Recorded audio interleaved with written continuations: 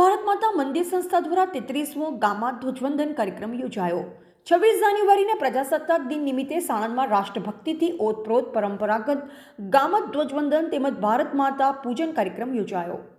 માનનીય વડાપ્રધાન નરેન્દ્રભાઈ મોદીજી દ્વારા 1992માં એકાત્મ યાત્રા થઈ હતી। તેમના દ્વારા સાણંદને એક રાષ્ટ્રધ્વજ અપાયો, જેને સાણંદ માતા ભારત માતા મંદિર સંસ્થાન દ્વારા છેલ્લા 33 વર્ષથી સતત સાણંદ ટપાલ ચોક ખાતે ગામા ધ્વજવંદનના સ્વરૂપમાં ફરકાવવામાં આવે છે। આજના કાર્યક્રમનું ધ્વજવંદન ભારતીય સેનાના નિવૃત્ત કેપ્ટન વિજયાનંદ ત્રિવેદીના હસ્તે કરવામાં આવ્યું।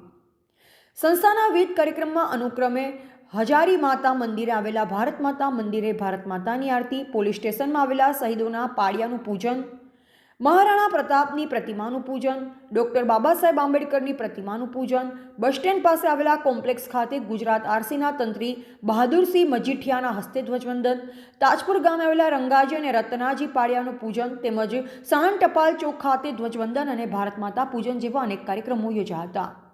કાર્યક્રમના અંતમાં મહેમાનના હસ્તે ભારત માતાની આરતી કરી સૌ લોકો સાથે મળી ભારત માતા પૂજન કરી ભગવા ધ્વજ સાથે તિરંગો લહેરાવી ગરવે ઘૂમી રાષ્ટ્રભક્તિ સાથે રામ ભક્તિની ઉજવણી, આનંદ ઉલ્લાસ સાથે પ્રજાસત્તાક પર્વની ઉજવણી કરી હતી।